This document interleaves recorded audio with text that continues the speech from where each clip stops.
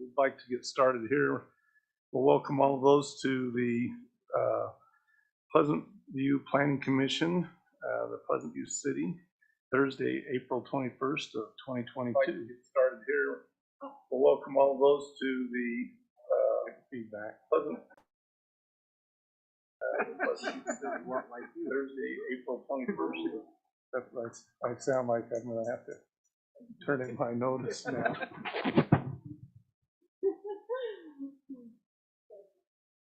All right, we're working. Okay. I think Sarah's online there, so we'll go ahead and we'll get started this evening. We can go ask Commissioner Stowell to go ahead and offer us a opening prayer, reading, or expression of thought, followed by the Pledge of Allegiance. All right, I have a quote I'm going to share. This is from Winston Churchill.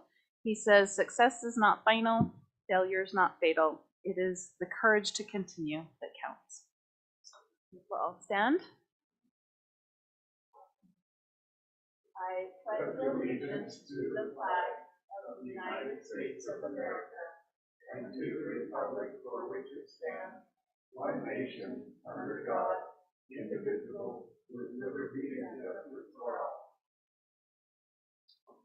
Great. Thank you very much for that. Welcome. All right, let's go ahead. And the first thing we have is declaration of conflicts of interest. For those that have had a chance to review the agenda for tonight, is there anyone that needs to declare a conflict of interest for tonight? Okay, seeing none, we'll go ahead and we have the action item for the first administrative item, the decision for preliminary subdivision approval of Deer Crest Phase 6 A and B located at approximately 4275 North, 1400 West. This was a public hearing before. Do we need to reopen it as a public hearing or just continue the process from before? It was tabled. Just continue it. Okay, we'll go ahead and open it up for staff to continue. We'll go ahead and have staff finish discussion of this item at this time. In reviewing this request, we are looking to see that all the codes are being met, including the zoning and subdivision codes, and that all other requirements are met and maintained. As background, this was tabled by the Commission on April 7th of this year, and the plans didn't meet the minimum lot area as we discussed per development agreement requirements. So the applicant has resubmitted updated plat drawings to meet the minimum lot standard of having at least 7,500 square feet per lot and meeting the 100-foot lot width. So the Planning Commission review, the Planning Commission will consider and the design and compatibility of the subdivision in relationship to its existing environment and surroundings. So the Commission may consider specific design standards and improvements in facilities to protect the health, safety, and welfare of the public. And there's a list of those types of improvements that you may review in the packet. But after reviewing this request, the Commission will make a recommendation to City Council. So with staff comments, your consideration, this is a proposed preliminary plats A and B for Phase 6. And it meets similar roadways and pathways and lot designs of the adjacent subdivision plat, Deer Crest Phase 5. So the following image shows the recorded lot lines there. They're kind of hard to see, but they are continuous and they connect and flow. The general plan supports open spaces and walkway connections within residential neighborhoods, including streetscape improvements such as street trees and landscaping. So the aerial above shows that there are existing sidewalks in the neighborhood and roadway connections with lawn and the park strip. With the state's goal to reduce water usage, specifically through water efficient irrigation and landscaping, the Commission may consider improving subdivision park strips to meet a water efficient design. So staff recommends that the park strips, which is the landscape area between the sidewalk and curb of the subdivision, include water efficient plant materials and drip irrigation. Additionally, staff recommends adding water-wise street trees to the park to provide shade and aesthetics to the street. So the following is an example provided by local streets of what this could look like, meeting a water-efficient design, plant materials, including trees and such. Otherwise, the subdivision does meet the requirements of the subdivision and zoning codes. However, due to the fact that they're still in review, they will need to meet all the correction comments from other departments. Do you have any questions? Oh, we are recommending approval based on that they meet the conditions, that they improve those park strips to meet a water efficient design with street trees, and then satisfy all department review comments. Questions for staff at this time?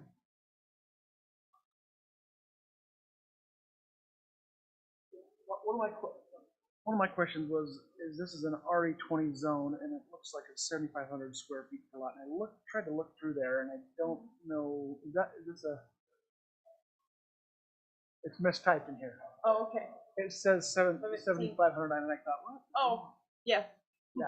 Anyway, sorry. I should have. I saw that. And Yeah. There's supposed to be a 1 there. Okay, got it. Thank you. I just put both.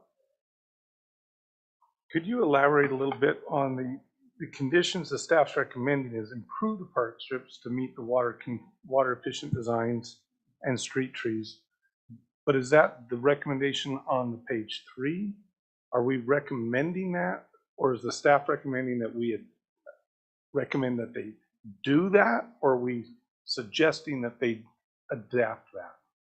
Or you can make a condition of approval that, as part of like the notes on the plat, that they would have to meet that type of park strip design. I mean, because I know that over the years, these type of things have come before this body, and it's been a back and forth. Okay, plant this, and then we have puncture weeds up and down everything within 6 months, and I mean I have quite a heartburn on which way to argue with this one. We both argue back and forth a little bit, which way, what is water friendly and which is better, and which way is just a bunch of puncture weeds, and then I'm fixing my kids' tires multiple times, and hey, it looks good because I put rocks in there, and then within 6 weeks there's weeds growing all out and down the street. So I mean, how is this body, are we able to enforce nothing? I guess that's what I'm asking. Is there the petitioner, and I haven't got to them yet. I guess I'm asking from an administrative standpoint. We asked somebody to put these in because this is probably our first one to deal with this. We asked somebody to put this in, but then what does that mean for this body later, right? Either way, the way that we look at it is that they are required to maintain that park strip. Who is? The owner, like the adjacent property owner to that park strip in the right of way. So if it's grass, if it's rock, if it's whatever it is, they have to maintain it to be neat. Okay, based Is on the what? repercussion if they don't? Then what happens? Percent action. Mr. Chairman, if I may, Andy, can I say something? Maintain those park strips be maintained, but we are feeling a lot of pressure from the state too.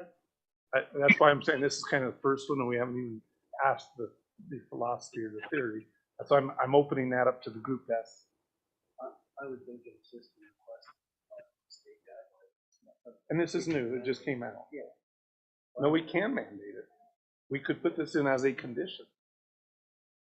Could you, as part of the condition, could you request that they put weed barrier under whatever? And 6 months later doesn't mean anything. I would just say that we are making a recommendation to city council, and then they'll review it. The one thing that we're doing is trying to define this in the absence of the material that the state has created. I can't remember the name of the organization. I gave a whole bunch of that stuff to the folks in the administrative area, but everything is really defined in detail about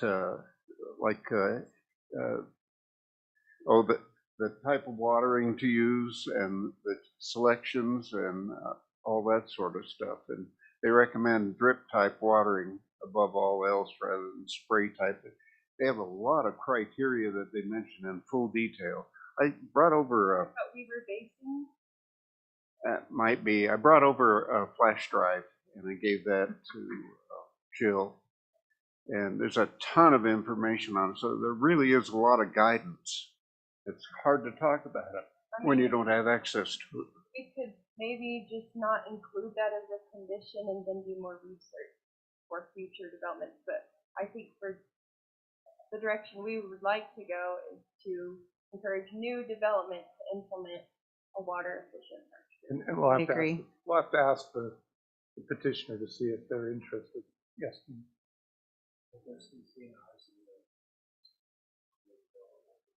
And then maybe that's not part of like the subdivision approval, but maybe we need to go in and amend our code instead. But yeah, let's go ahead and have the petitioner, if the petitioners will go ahead and approach, and then we can ask some of these specific questions of them at this time. If we can go ahead and have you come forward and state your name and address, please. I'm Parson Jones, 1106 West 4050 North, in Clarksville.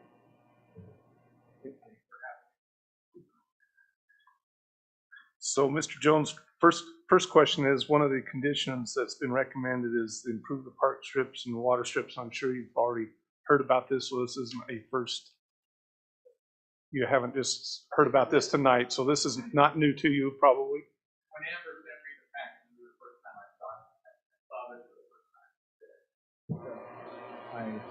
Thoughts, ideas, how that, and For Deer Crest in particular, Deer Crest is approved as a kind of a CRUD type project. So this to be implemented in phase 6 of a 7-phase project, it's kind of weird. I mean, it's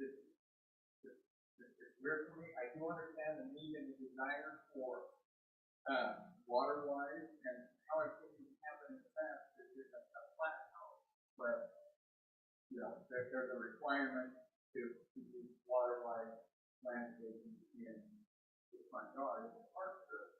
Then the homeowner kind of takes that over with the architectural control committee and the cities and kind of comes up with a good plan that's going to work best for them. It can look really good as long as everybody is on the same page on this thing. It can be a nightmare and wind up with grass in a year or two after it's put in.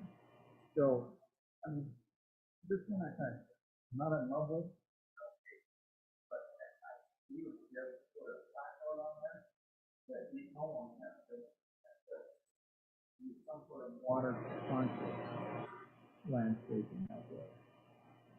So, what's the difference on the plat note versus, is this would then be is that put in by the developer, is what we're asking, or is it each? You're approving you're making a recommendation of either denial or approval of the plat, and they can add notes to the plat when it's recorded, then those notes have to be satisfied.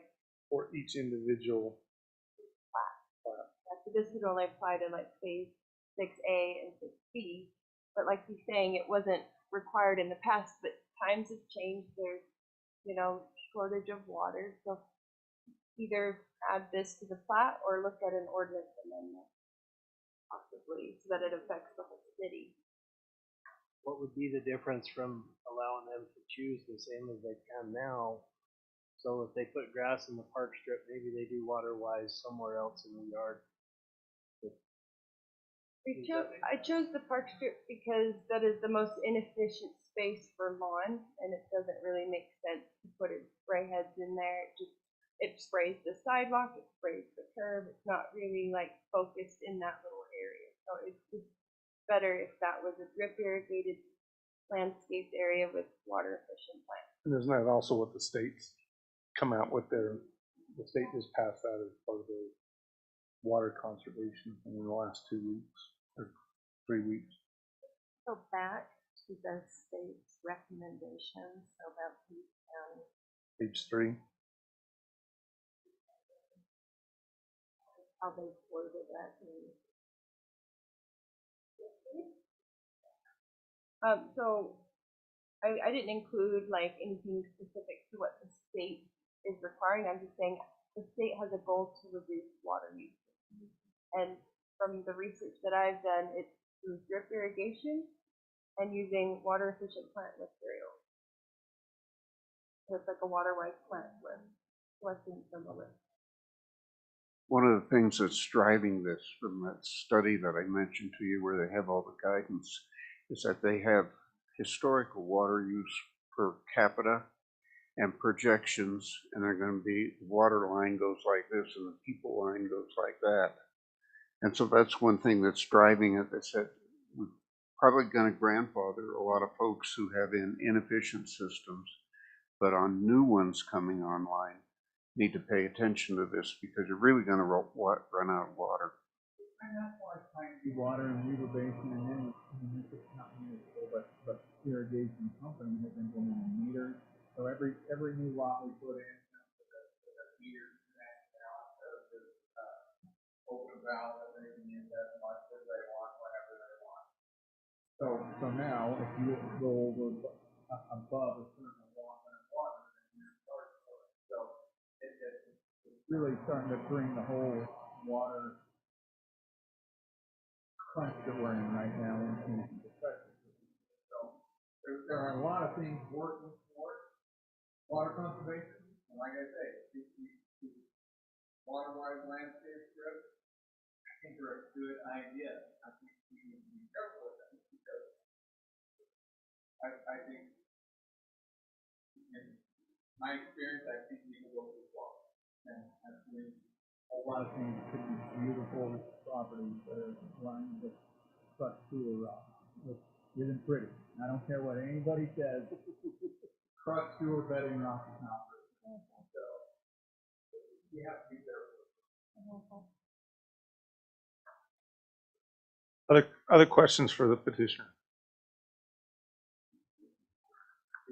Your PUD, it has guidelines for all of your CCNRs and everything, right? Yeah. So. We're not water-wise. We were persuaded about this. So, but, we might be dealing with a grandfather clause anyway that we're just requesting. Right, and maybe it'd be better to go and do an ordinance amendment for new development to implement something like this. I think it's kind of hard where this is a continuation of a development. You'll have homes right here that are one thing, and then all of a sudden you have this. But somewhere we have to draw a line because you're going to have phase 1, 2, 3, and all across we don't have that many left. Where do we draw the line and start saying everything from here on They out? encourage the existing homeowners to convert. Yeah, so somewhere we have to make that change, right? It just makes it hard if the night he finds out about it is the night he's coming in for approval, and then we're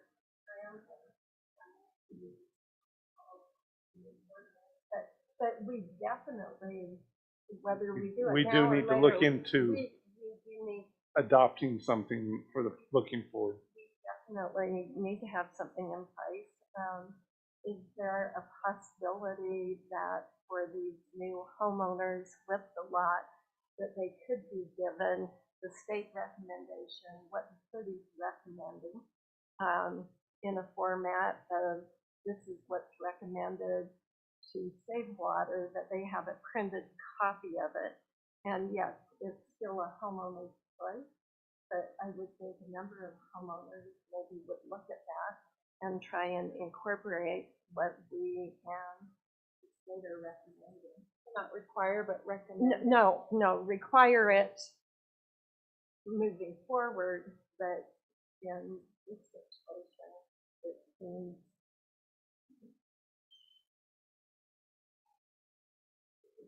in this particular situation, it'd be a request, but moving forward, that it be a requirement and that we have a recording. Makes more sense. Then we've already put it in, and they know what it is before they come. I like that.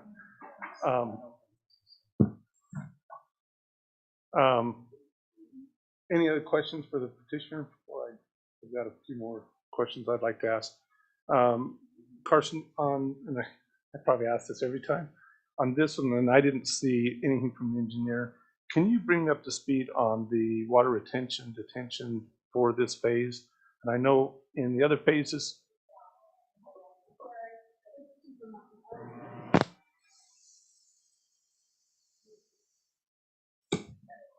Have that. oh, Carson's normally very loud, just like a few of the others of us on here. So the water retention area, I know we have the first phases, we have the little triangle down at the bottom. Where is it for this one? And normally we have our engineer Dana online, but she's not on. And so where is that tied in for this phase 6 A and B? Part of the requirement when we started Deercrest back in '06 was, let's see if we can do that. Right? And we did our whole detention basin. So the basin right here, this sorry, I'm gonna run over here. We'll have our, The basin sits right here. That's the basin. So we're still down to the same triangle? We are. And it currently holds 155,000 cubic feet of water, which is more than Deercrest requires. So that is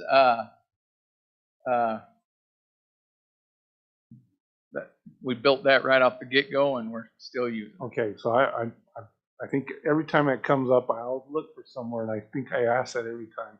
So when we make our recommendation, just the fact that we didn't have Dana respond to that, I'm going to ask that we put that as a condition, that staff double checks that with Dana, and that Dana has that as a.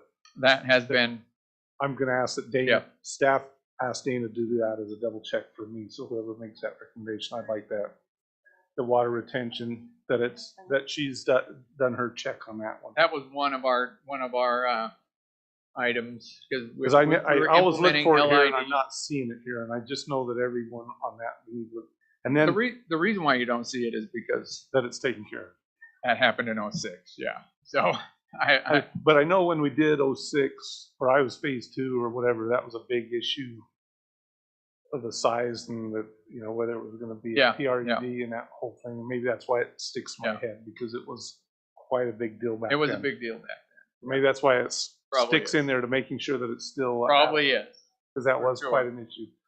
My last question is, and I can't read all the fine print on the right-hand side, do we have access to 4300, or is the easement from the back, does that allow them easement to the back or not? There's access all the way they through. Do have access. So I didn't know on other, Sarah, do you know, and maybe you have an idea on this, or maybe we'll have to ask staff to follow up on this one. On other subdivisions, 4300, we've limited to no access to 4300. Can I? So that's why I wanted to ask.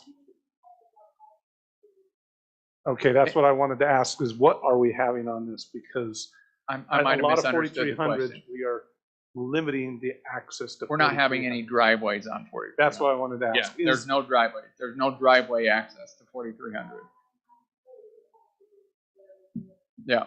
Yeah. That's what I'm asking. We're trying to.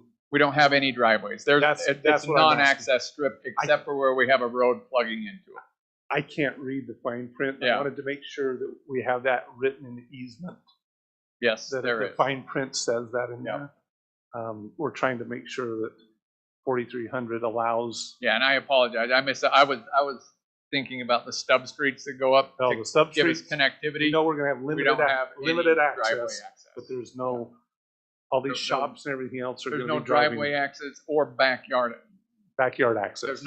There will be no house access off of 4300 Skyline Drive.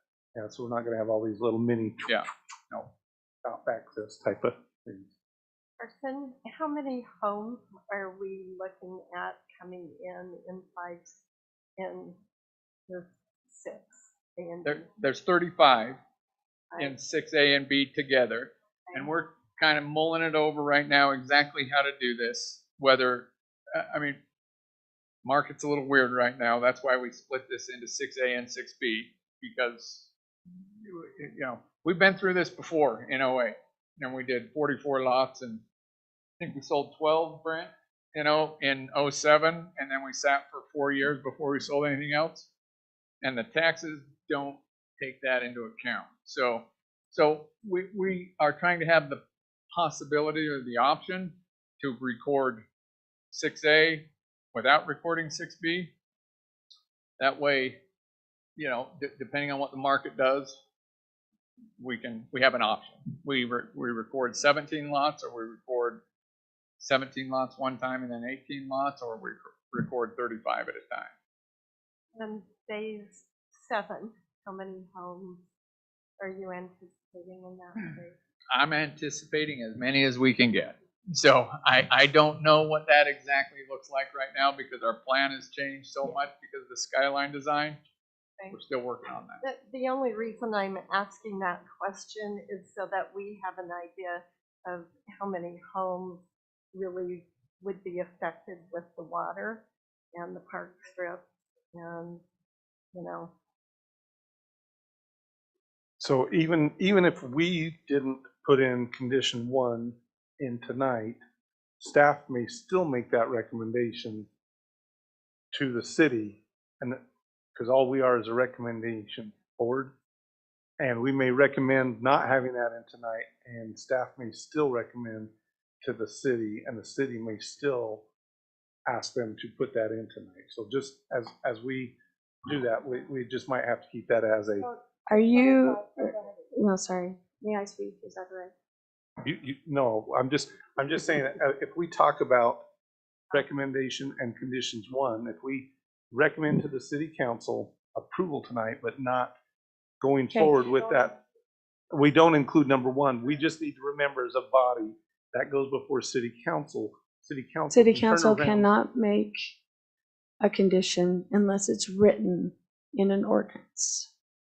We have no ordinances right now that say you must or shall comply with water-wise efficient designs. Which is why we were And it's talking not in our about it. code.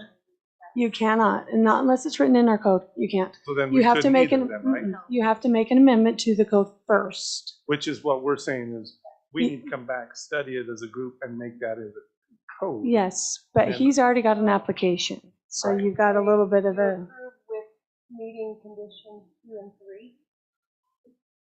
And recommending approval, meeting conditions, well, I added one, complying with water retention requirements, which you mentioned. yes, And the next, satisfy all staff reviews. yes. And you can encourage, you could use words like encourage, we encourage you, or whatever else. I like that. But Encourage you yes, to suggest yes. the. And then I would, Amber and I just mentioned, ask the city council.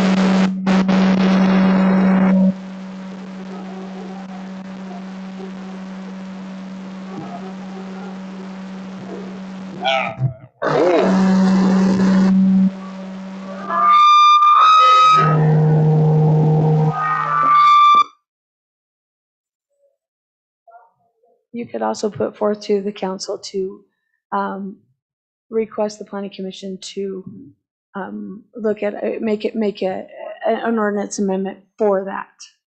Well, and we can. But bring it up that ourselves. would be post-rate, it have We don't nothing even to need do that. with We this, can bring with this that up application ourselves. right now. Yeah. You can, no, you can, absolutely. I would actually, if that is something that the planning commission desires, absolutely put forth that recommendation that the city council ask the planning commission to look at an ordinance amendment for those things. But as far as putting any conditions on this applicant, you cannot. All we can do is make suggestions. Hey, do we have any other questions for the petitioner at this time? Okay. Person, is there anything in particular that you came here tonight to discuss that of concern besides the water issue that you've been hit with? Well, there is one thing that I did want to find out, and this is, this is very certain that everybody lives in a rural area. Been up there? Say it's rocky. And Steve. So I would like that a condition of approval to be some sort of a I don't even know what that looks like, but chances are we are gonna blast through this. Because when we did phase 4, we spent 6 months up there, with 3 different hydraulic hammering through rock. It did 3 days and it took 6 months. So this one, we run into anything even close to that, we're blasting through it. So I would like kind of condition of approval to be the blasting. I know we need a blasting permit for this. I would like the blasting permit to kind of be attached to the approval, even though I still have to submit all my engineering and all my blasting plans for this. My understanding, hang on, there's actually something to do with mining and stuff. Just, I would have staff review that first before you made that a condition, just to make sure. I don't think I would be comfortable. You just have to look at, because we do That's a have new things that one, address mining Now and, that's dog. and blasting and things like that in our ordinances currently, so. Yeah, so that's, The permit process for a blast goes to the council anyway. Yeah. Yes, but right now in our code, we actually have provisions that say that we cannot because of existing gravel pits in the past and things like that. And so moving forward, we would just have to review that to see if that's something that we could even allow. My understanding is we've never done that since I've been on council. I don't even know if that's something that we can do. but no, but in reviewing, dealing with other situations in the city, I do know that our ordinances prohibit any sort of mining and blasting. And so we'd have to look at that just to make sure. I know, I'm just, so at this just point, for at reference, this point, that's all. But to answer your question, look. we could not do that tonight just because we don't have that information.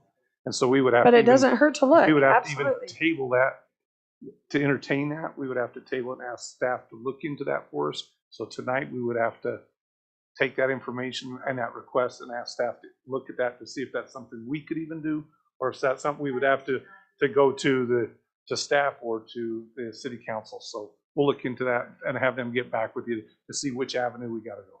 So thank you for the question. Oh, yours is turned off, sorry. Do you want to repeat your request? If you want to turn it on? I don't want to request that.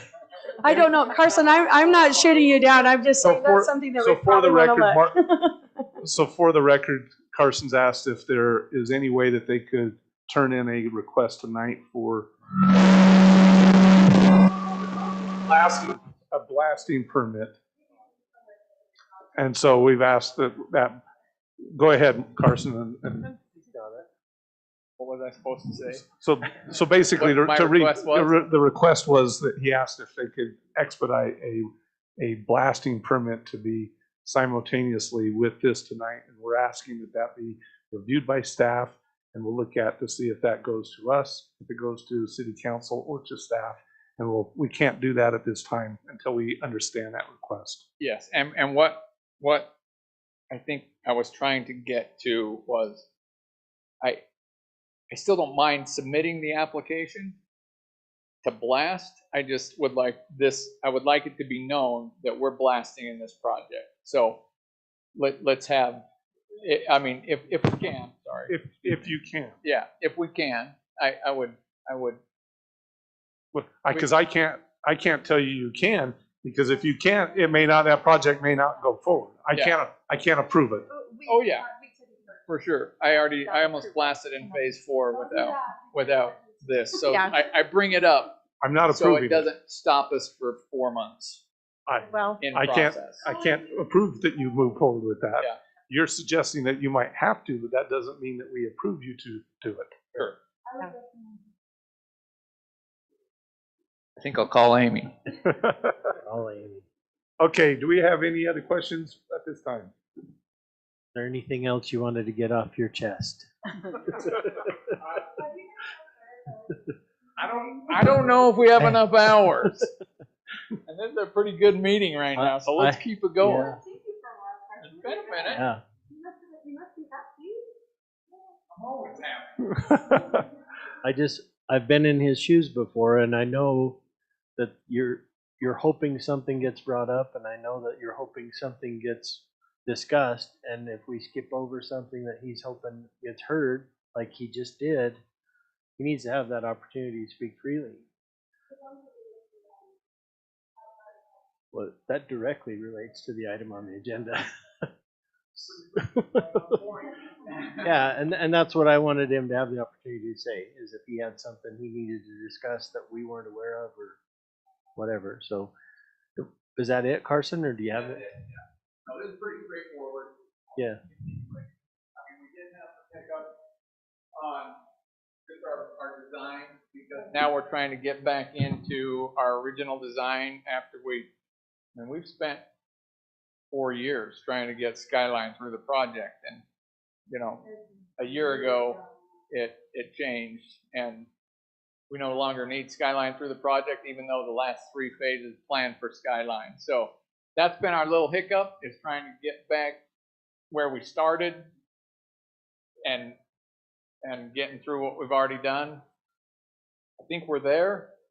And I think with some, cooperation on our part and on your part, we're going to be smooth and straight to a great finish for Deercrest. So this, in my mind, outside of if we blast or not, this is just a home run. I mean, it should be easy. Hey, hearing no other comments, any discussion items between the commissioners?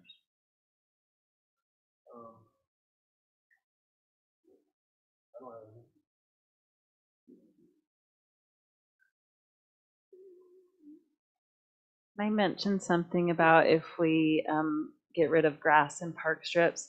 I just read something recently that North Ogden is dealing with xeriscaping, and one of the problems they're having is all this landscape material is being brought in and dumped on the road, and then it's staying there until it's put into the park strip or whatever with their project. And if there's a heavy rain, then it is interfering. And so that's one of the things that North Ogden is looking at, is if you are going to be using this kind of material, maybe you have a 24-hour time limit, that if it's dumped in the road, 24 hours later it needs to be off the road. We actually have a current ordinance that We deals have with something that. like We that. have 48, the resident or the developer, whoever, has 48 hours to move the product off the road. Yeah, so if we're talking about maybe giving somebody some instruction, that would be helpful if that was on that. Yes, it is listed in our Okay. current ordinances right now. It's 48 hours. Great. So. All right, hearing no other discussion, do I have someone that would like to make a motion for the project for today, the Deercrest Phase 6 and A and B preliminary subdivision as so outlined? I'll tackle that one. Okay.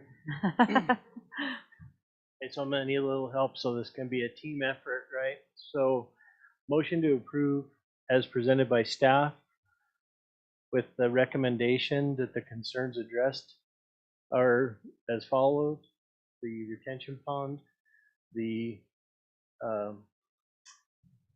xeriscape watering recommendation from the state, even though it's not an ordinance, we want it addressed or reviewed. And then, what? Requested, yes. And For staff recommendations, I would yeah, say. per staff recommendations. And And finally, the staff review comments be satisfied. the staff review comments be satisfied. And then, did you have any other engineering? That was it. Okay. There you go. Okay, we have a motion. Do we have a second? I'll second. That can't, because we got a. Oh, yeah, I'm not up here. second. I'm not We at have the a big table. second. Do we have any discussion on the motion on the table? All in favor, say aye. Aye. Any opposed? So it's unanimous. Thank you very much. And we'll get back to you once staff finds out on the other. So Thank you, Carson. thank you, Carson. Appreciate the information tonight. All right, let's go ahead and we'll move to our second item, which is a public hearing. So this is a discussion decision.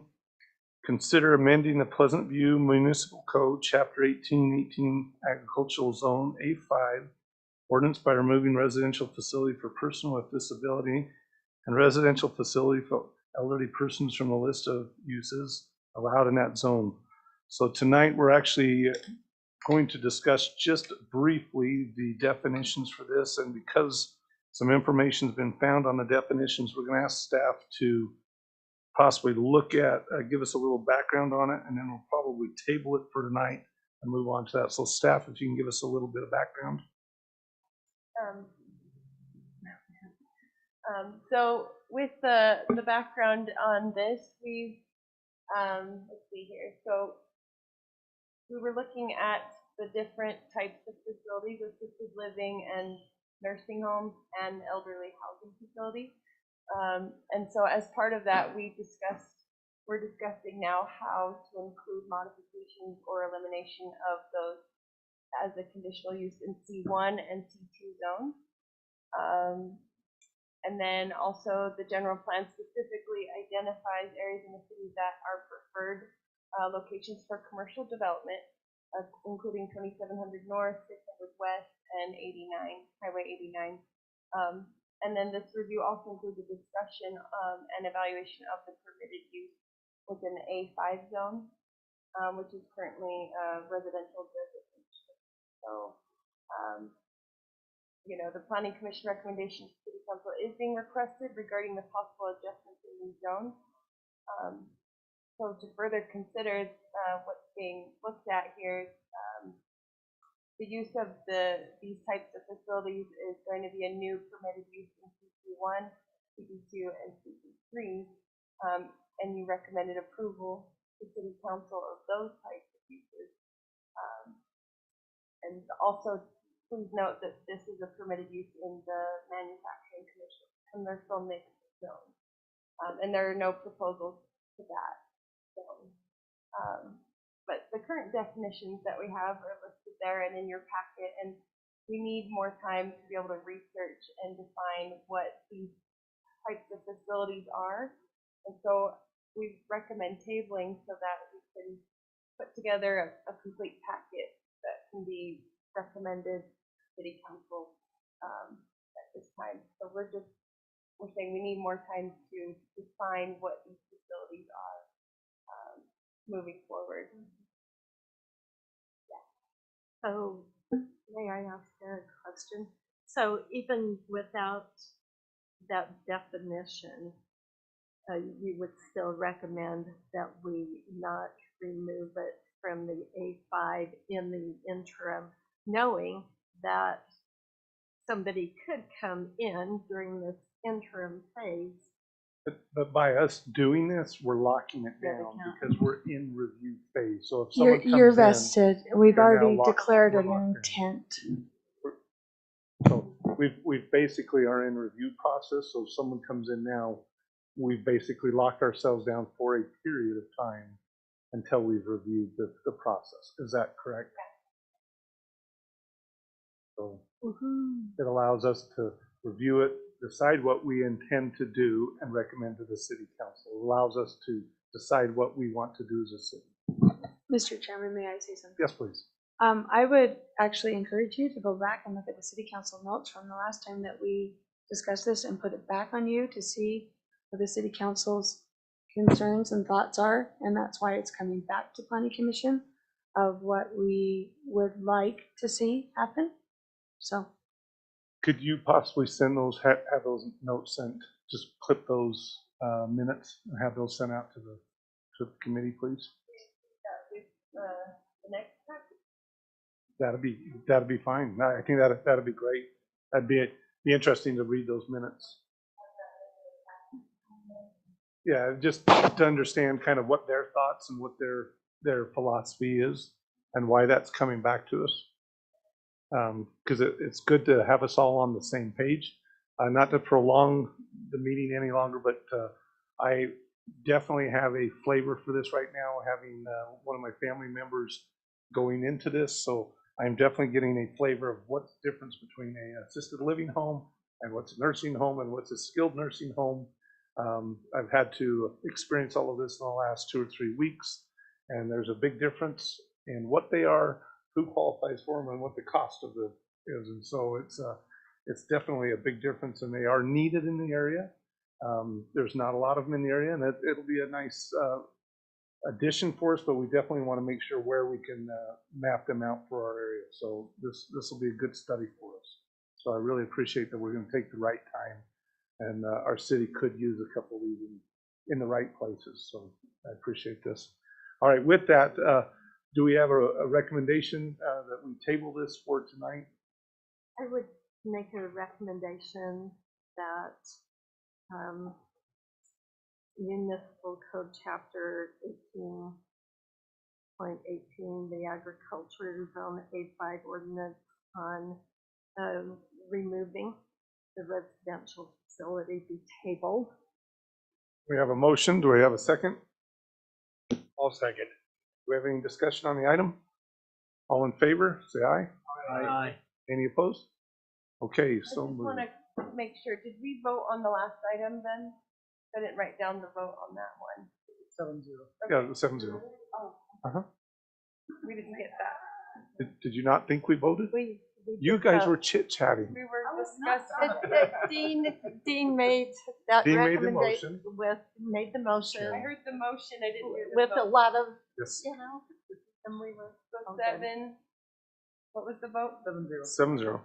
Both items. Uh-huh. All right, thank you.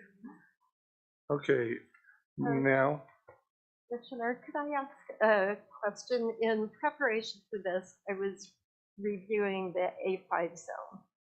And as part of that, reading about the sensitive land overlay that is part of the A5 or other areas as well.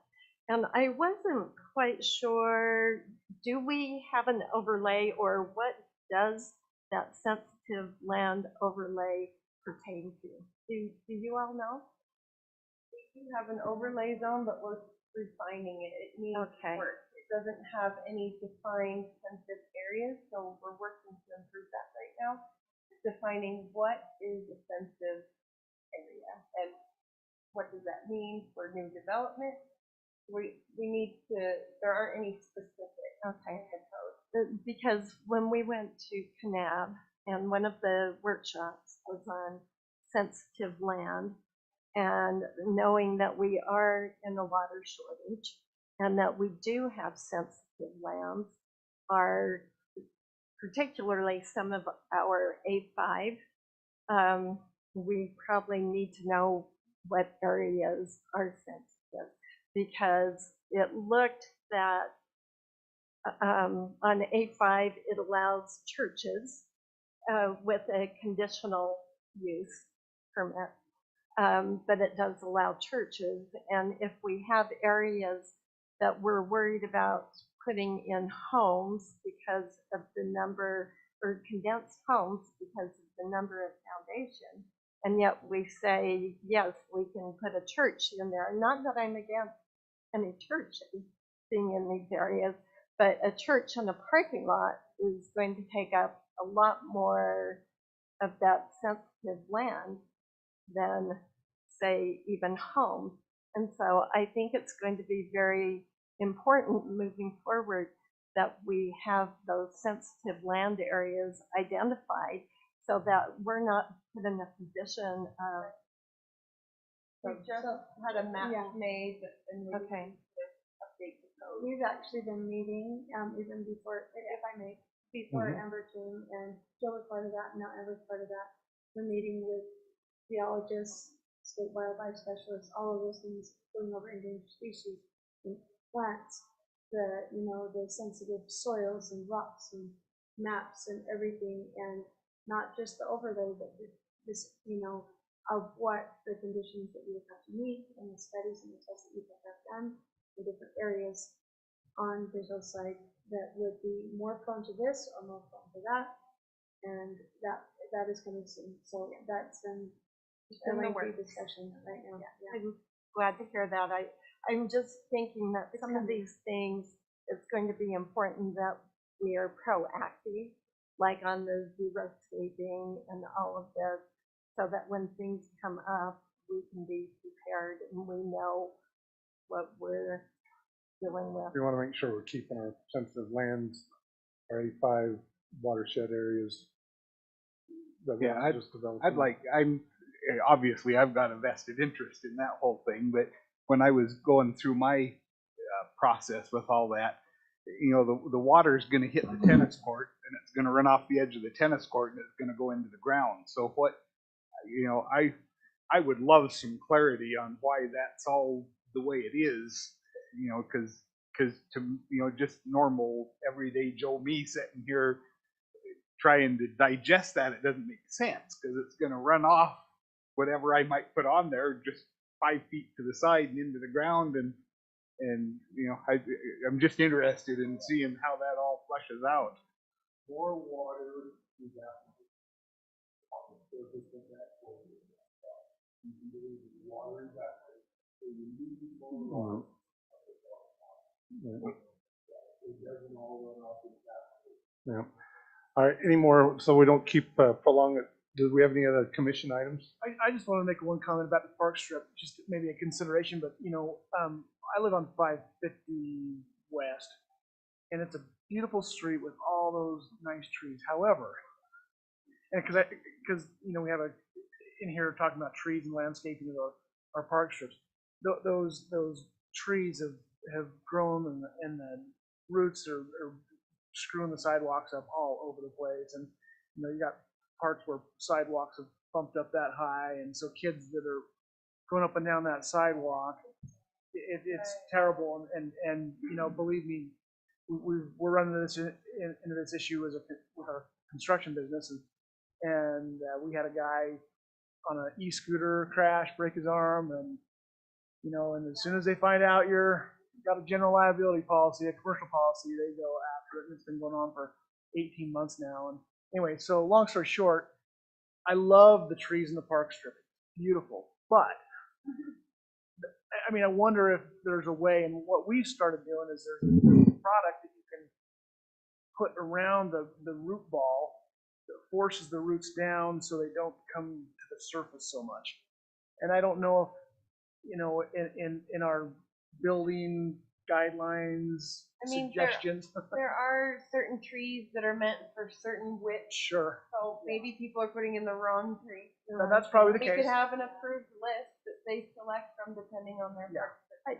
Yeah, that's easy to do. Yeah, I think another big thing on trees, and we've been trying to switch ours over to a drip system, so that it's encouraging the roots to go down versus when we're having a general spraying system, your roots are shallow. And after that last windstorm, we looked at it and we're like, we need to train our trees to go down.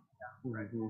And so a drip system, requiring a drip system instead of a spray system should help. And that's the same thing. We have that same argument with the people that, hey, I'll just put that little piece of plastic and then the gravel rock, and then sure enough, 6 months later, it's all just a bunch of puncture weed, and the same kids with the bikes, and if they don't maintain it, or you're weeding it, so. If you choose the right trees, you don't have to do anything. Yeah. Because the old neighborhood that I lived in North Ogden, that was 20. You lived there 20 years. I've been here 20 years. That's 40 years. You drive down that street, there's not a problem at all because they were all parkway trees. I was just going to say that same thing. I lived in North Ogden. We didn't know that. We planted the wrong trees, and the code enforcement officer came by and caught it and made us move them. So, like, if you have an approved list, that's what the code enforcement officer does. Or we would only approve certain trees on a site plan. Right. Right. It's just, but when we didn't build the house, so we didn't have a list or anything. We just went to the store and bought trees, and we didn't know. We were just young and dumb, and yeah. Anything else for commission? Staff communication. We're going to talk about like the training, but we're going to talk about that next week. We figured we'd give you a little more time if you didn't complete your training. Okay. Follow up the training. The email did come out, so it is actually very fast. The one does take about an hour. So the one email or the one video is about an hour. The other one's real quick. So do follow up on that. But the We one appreciate it. does have a quiz at the end. Oh yeah, tough quiz. It'll teach like Sarah's over there on her phone. So I was just it'll going to tell stay you. off your phone. I just got some good information, yes. And then I was just gonna ask staff, or anything else from staff, and then One I'll more turn it over to thing. city council. Oh, Do you want me yeah, to I'm mention done, it? but Do you she wanna can mention it? to the research. We do have a special permit process for blasting, so I stand corrected. Oh. And I just let Carson know. Tyson knows. And I believe that Marriott Construction and Carson, what's the name of his company? Carson Jones Construction? No. Blackburn and It Jones? was Caillou Homes. Caillou Homes. Well, anyway, those are the two companies that have only requested it. But Tyson knows the language, he knows the ordinance reference. He's going to send it to Amber, and they can work through it with him. So, and I sent him the information and said, "Yes, you're right. Awesome. Thanks, Carson." You do it the right way. That's great, but I was unaware because it doesn't happen very often. We hope it doesn't happen. It actually happened a Carson lot had that you never knew mentioned- about. What? It actually happened a lot that you never even knew about. Probably long. Well, there you go. But there is a permit process. So, but No, we have So that's talked good. about it before, it's just not a lot, because we've had them at specific times, et cetera. Anything else from the city council? Could you update us on Skyline Drive, just because Carson had brought it up? yes. And so- We are looking, yes. I'm trying to think of what I can say. So we're looking for new routes that are, because of the purchase of the gravel pit, it removed the necessity for right now. It does need to be finished, and we, applied for funding and things like that under the umbrella of safety and things like that. So Did it remove little the things funding has because to of be that? changed. We're looking for new routes. Did the funding change because of the gravel? Not pit? necessarily. We're just researching and looking into information about that. There you go. That's what I can say. And then as far as city council, it's Utah League of Cities and Towns down in St. George this week. So the mayor and Ann are down there with Amy, and the rest of us didn't go. But we had a Founders Day meeting, and I let her know that you guys all would like. Well, she's going to follow up with you of who wants to help serve and things like that. The water slide is up in the air again because we are in a drought. Whether or not we can find a way to make it work when we're asking people to conserve water, aesthetics is a thing. So, and the health department stepped in too, because they can and they do, and it has to be certain kind, treated water. So we have some situations with that. So, as far as anything else, but I think I mentioned last time that just coming up. I don't know. What do you want to know? Pickleball, it's full steam ahead. We have a franchise agreement coming very soon about fiber. It's different than what it was proposed before, just so you know. So, anyway. Okay, appreciate everybody's attendance tonight. Thank you for coming, and let's call it night. Make a motion to adjourn. Motion to adjourn. All right. When we